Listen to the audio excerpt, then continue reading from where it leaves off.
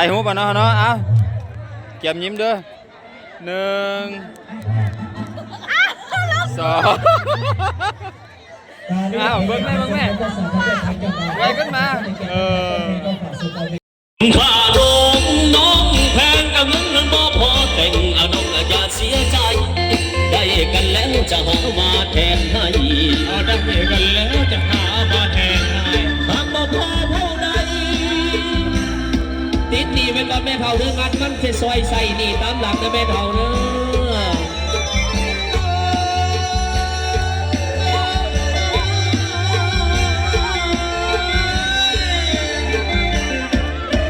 เจ้าบ่าวแต่งกายอาศัยเตื้อเสียให้ดุงทำไมเบี่ยงแพ้กับสาววันนี้ใส่สุดสีใดแท้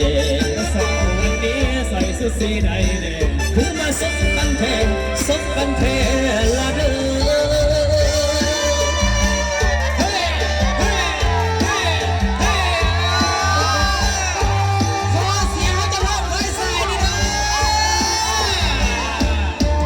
กินในละกันนั่นละน้องอันนี้ห้องขอบอกว่าอย่าไปทำกันเลยนะ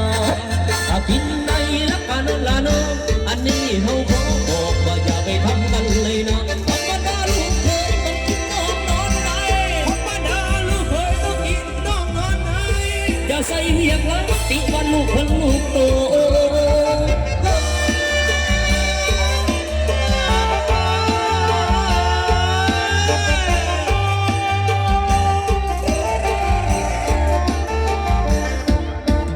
ข้าโดนน้องแพงอามุดแล้วบ่พอแต่งอาต้องอย่าเสียใจ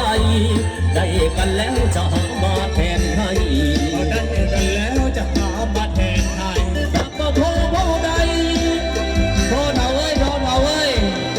ใส่หน้าใส่นี่ดอกพ่อเบาเด้อ